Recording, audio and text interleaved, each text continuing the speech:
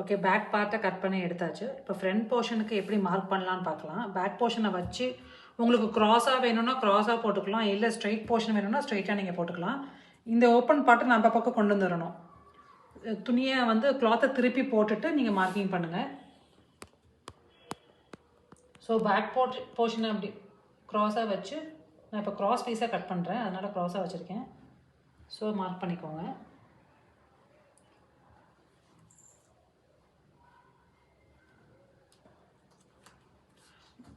Back portion front portion mark பண்ணும்போது 1 inch less பண்ணி mark பண்ணிக்கணும் நீங்கள்.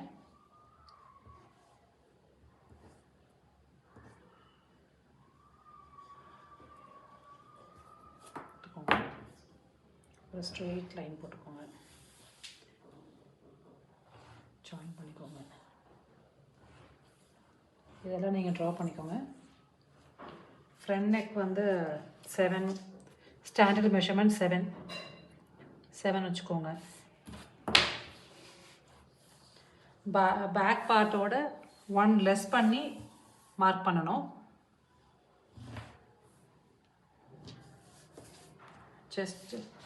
செஸ்ட் லைன் வந்து 9 + 1.5 கரெக்டாக இருக்குது. 9 + 1.5 10.5 கரெக்டாக இருக்குது.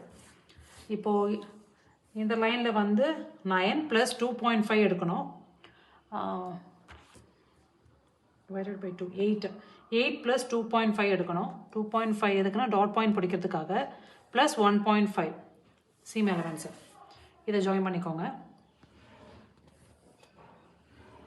வேஸ்ட் வந்து 32, so 32 divided by 4 8 + 2.5 dot point பிடிக்கிறதுக்காக 2.5 எடுத்துருக்கோம். இப்போ டாட் பாயிண்ட் பிடிக்கலாம். 3.5லேருந்து 2.5 மார்க்கிங் பண்ணிக்கோங்க. இந்த 2.5ல் மிட் எடுத்துக்கோங்க. மிட்லேருந்து 3.5 ஹைட்டில் ட்ரா பண்ணிக்கோங்க.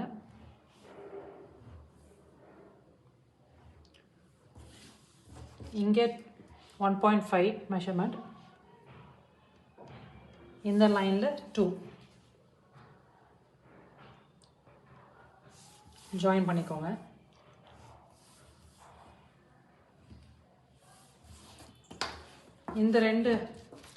இந்த போர்ஷனோட மிட் எடுக்கணும். இந்த போர்ஷனோட மிட் எடுத்து ஒரு டாட் பாயிண்ட்டுக்கு மார்க் பண்ணிக்கோங்க. 3.5 ஹைட்டில், லென்த்தில் 3.5 ட்ரா பண்ணிக்கோங்க. இதை விட க்ராஸாக எடுக்கணும். க்ராஸாக ஒரு பாயிண்ட் மார்க் பண்ணிக்கோங்க. மார்க் பண்ணிவிட்டு